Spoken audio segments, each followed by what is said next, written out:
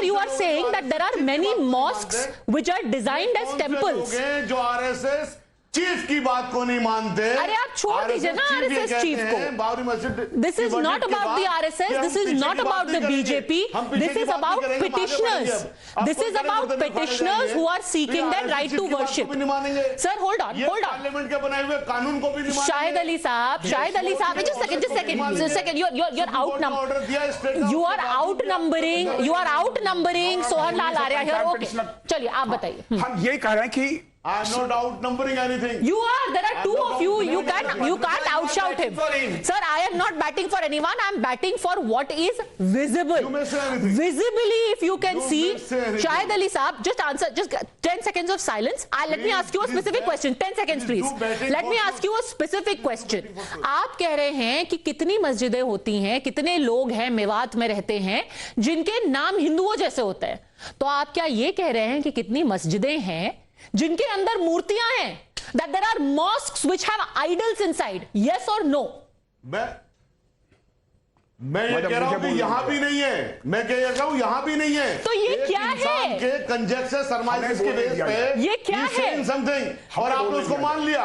Okay, बताइए। एक second, Sohan Lal आर्य, बहुत बढ़िया। क्षमा करें, 1 मिनट केवल 1 मिनट। अगर मुस्लिम समाज, अगर मस्जिद, 1 मिनट साई साहब, अगर मुस्लिम समाज मस्जिद बनाता तो उसका नाम तालीमी मस्जिद होता, ज्ञानवापी मस्जिद नहीं होता। और दूसरी सुन लीजिए, दूर हो जाइए। और आप ये कहते हैं, आखिर ये बताइए, फुहारा और सुन लीजिए भाई साहब, फुहारा और शिवलिंग। I will give you time, let me finish. Sir 10 second. फुहारा और जननी है संस्कृत और पर्शियन। अरे भाई सुनिए, आप कैसे इस्लाम संस्कृत से क्या संबंध जो है? हम ये कह रहे हैं कि फुहारा, आप हमारे ज्ञानवापी इंतजाम में मसाजिद के लोग कहते हैं फुहारा है, हम सर्वे के दौरान थे, हम कहते हैं संस्कृत है। बस केवल 10 सेकंड में कह रहे हैं, आखिर इसका निराकरण कैसे होगा? हम माननीय न्यायालय में गए, माननीय सर्वे हो रहा है, सर्वे ही ज्ञानवापी समस्या का हल है। रिस्पॉन्ड शाहिद अली साहब and then you respond. Over नहीं चल रहा लेकिन उनको। Okay, respond mister Ali, you wanted to say something about Gyanvapi versus Talimi Masjid. जी,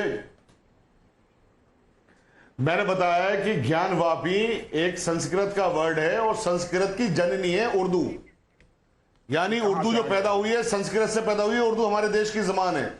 हमारे देश की जबान ने अगर कुछ वर्ड संस्कृत के या पर्शियन के या किसी भी जबान के ले लिए हैं तो इसमें किसी भी जबान पर किसी भी धर्म का विशेषाधिकार नहीं है। अगर आप कोई उर्दू नाम रखते हो, कोई हिंदू नाम रखते हैं, किसी भी तरह के नाम रखते हैं, तो ये नहीं हो जाता कि वो हिंदी हो गया या वो मुस्लिम हो गया। नहीं, मैं आपसे कहना चाह रहा था कि नाम से कोई फर्क नहीं पड़ जाता। ओके, इससे पहले कि आप बोले, कितना प्यारा नाम है। तो ज्ञानवापी, चलिए ठीक है, ज्ञानवापी मस्जिद हो गया। मतलब बताता हूँ, ऐसी और कितनी मस्जिदें हैं जिनका नाम ऐसा है? ज्ञानवापी का मतलब बताता हूँ। देखिए, सर ने जो सवाल किया कि कैसे मस्जिद बन सकता है, उसका हिंदू नाम हो सकता है। पहली चीज तो ये बहुत साफ रखनी होगी जहन में कि अगर ये जैसा बता रहे हैं कि one at a time please. Yes. Aurangzeb ने मंदिर तोड़कर मस्जिद बनाई थी। औरंगजेब बादशाह थे, रूलर थे पूरे हिंदुस्तान के।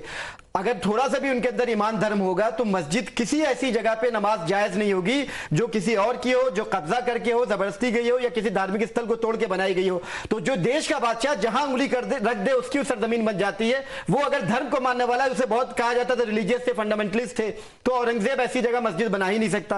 पहली बात। दूसरी बात, जो उन्होंने कहा कि नाम ज्ञानवापी कैसे हो गया, उसको आलमगीर मस्जिद भी कहा जाता था। सर बात मैंने आपके बीच में बोला,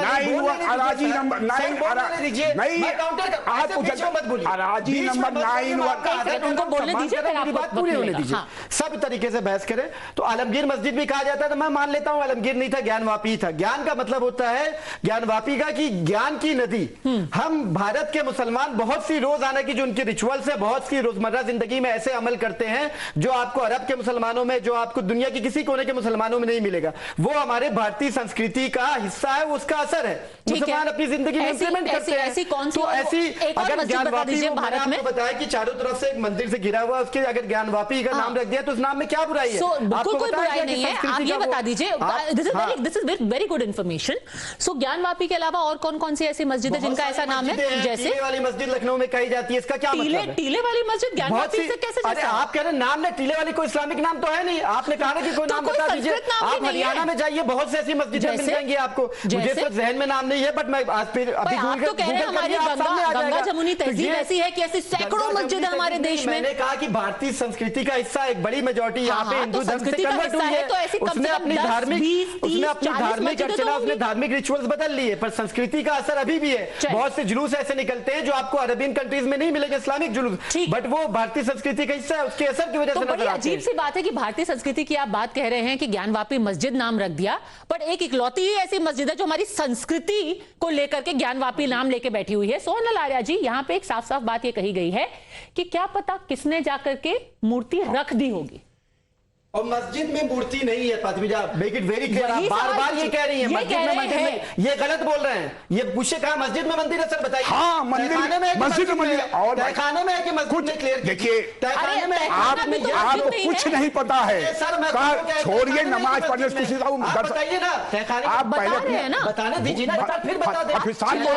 शांत होइए। तहखाने में कि मस्जिद में, ये दोनों में से बता दीजिए। फिर बता तो रहा हूं, क्या तहखाना को और मस्जिद को दोनों अलग मानते हैं आप? कहा मस्जिद फर्स्ट फ्लोर पे, यही तो कह रहे हैं। क्या नीचे बंद है, सालों से बंद किया हुआ है। चाबी किसके पास है?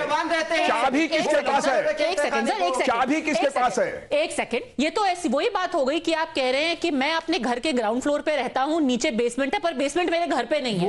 अरे वो आपके घर पे ही है सर। कुछ नहीं, कोई डिस्प्यूटेड नहीं है। आपके रेस्ट्रिक्टेड मूवमेंट है।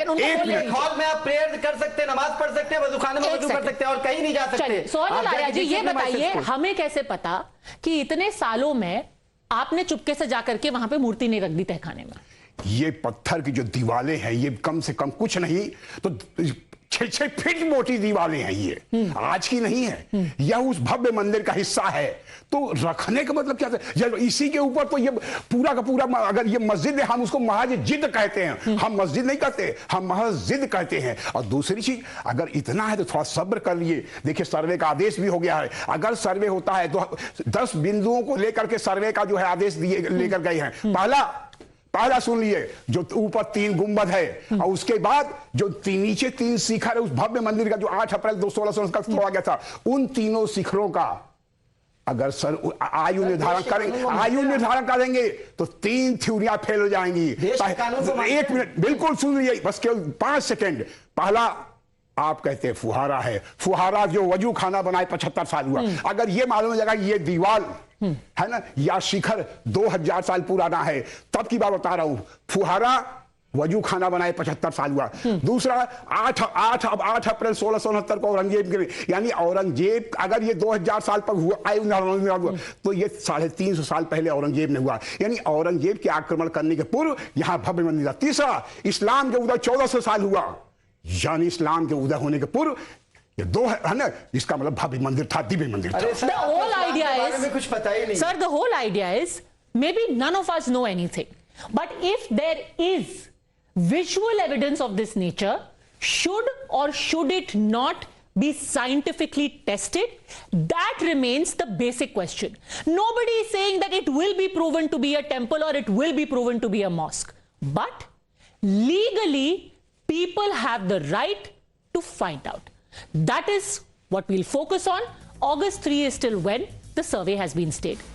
Tala Saab, Sohn Laal Arya ji, for joining us. Thank you very much.